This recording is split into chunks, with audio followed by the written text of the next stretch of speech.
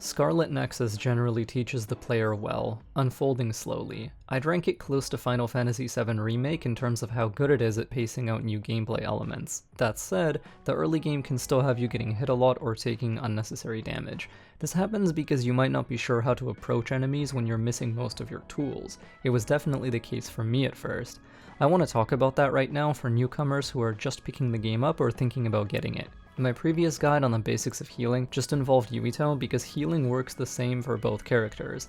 This time I can't coast on showing you just one character because Yuito and Kasane experience different storylines and fight differently from each other, even from the start of a new game. I recommend you make 2 separate saves and run through both characters' prologues until the Scarlet Nexus opening plays, so you can see which one's fighting style you like more and which one's story you want to commit to. If you do this, you'll quickly notice some of their differences. If you're dead set on just playing the one character that you like without trying the other, that's okay too, because I'll quickly go over a few ways they're distinct right now.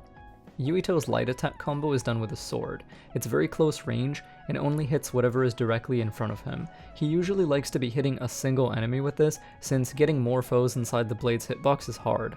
His heavy attack restores PK gauge just like Kasane's, but keeps him close to the enemy. This close position is dangerous since you can't interrupt your attacks with dodges, but it lets Yuito play aggressively in melee when you're feeling confident about rushing an enemy. Kasane's light attack combo is done with a swarm of knives, is mid-range, and hits in a wide cone, with the third hit being a circular AoE that hits everything around her. Kasane generally likes to be attacking multiple enemies at a time since she can do so safely and can easily get several inside of her storm of knives. Her heavy attack restores psi gauge just like Yuito's, but spaces her out backwards.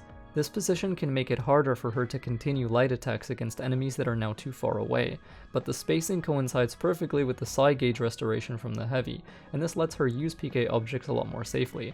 It's difficult for enemies to chase Kasane down if she's playing well. These differences in each character's spacing after their heavy attack plays into how they fight in the air. Isolating a single enemy from the others by taking them into the sky is a great way to focus on a specific target without letting it react or surprise you.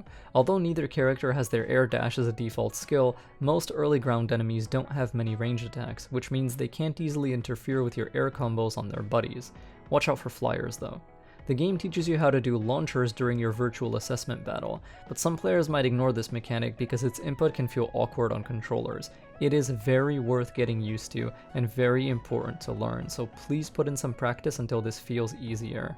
Being comfy doing this will make your fights safer, because you'll always get to pick an enemy and make them useless for a few moments. It's also important for chasing enemies that fly, since using a launcher on them from the ground has a very high chance to knock them down. Fighting flyers will be harder if you don't feel comfortable with this move.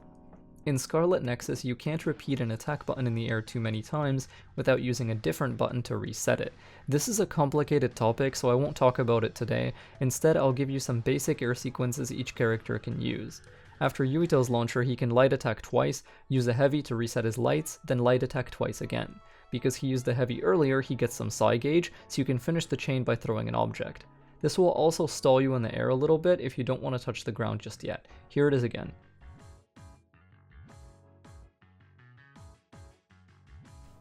After Kasane's launcher, she can light attack twice, use a heavy to backstep and refill her psi, then launch an object. Seems simpler and less extensive than Yuito at first. However, Kasane gets her air dash much earlier than Yuito. She only needs to move up twice, whereas look at how far up Yuito's brain map his air dash is. Pretty painful for him, huh? Kasane's early access to air dash means she doesn't need her heavy to keep her close. She can reset her lights using a dash, like this. If that's a bit hard for you to nail, her air combo game can also rely on chasing enemies with rush attacks after throwing objects at them, and refilling her psi so she can throw even more objects. She can stay in the air indefinitely like this.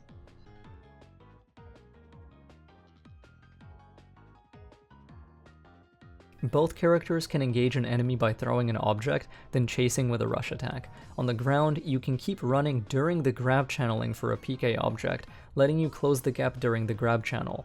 You can also chase an enemy after a PK throw in the air. Being in the air yourself can let you avoid some attacks that only hit the ground, even if your target hasn't been launched. This kind of air PK rush is pretty safe against many early foes and moves you a large distance, so if you need a crutch or a way to get in on enemies, you can use this for a while. A warning though, you cannot move while channeling PK in midair. You'll stall instead, so get close enough to the enemy before throwing the object. One final note, because Kasane's attacks hit a little further, she has a slightly easier and safer time doing PK follow-ups than Yuito, so feel free to abuse these on her. Yuito and Kasane start with different party skills through the Struggle Arms system, or SAS. Yuito's starter skill is Pyrokinesis, borrowed from Hanabi.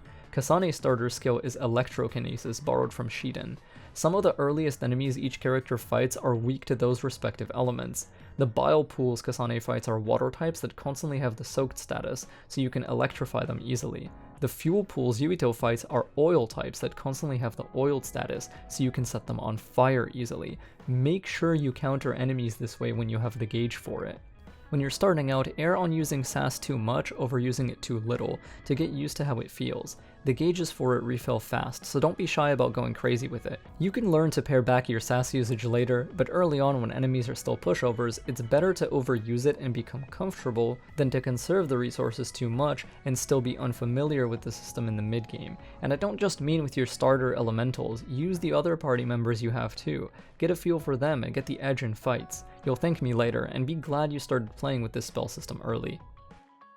Thank you so much for watching. I am continuing to love this game. I'll probably finish Yuito's story in about a day or two, and then I'm excited to play all of Kasane's campaign in New Game Plus, which you can do. You can New Game Plus as the other character and keep a lot of your XP and skill points. I know this video covers a lot of basic stuff that the game at least tells you that you can do, but there are a lot of forgetful people out there who just don't use the options presented. I hope I helped you a bit, and may the night keep you safe. You can learn to pare back your SAS usage. Fuck me.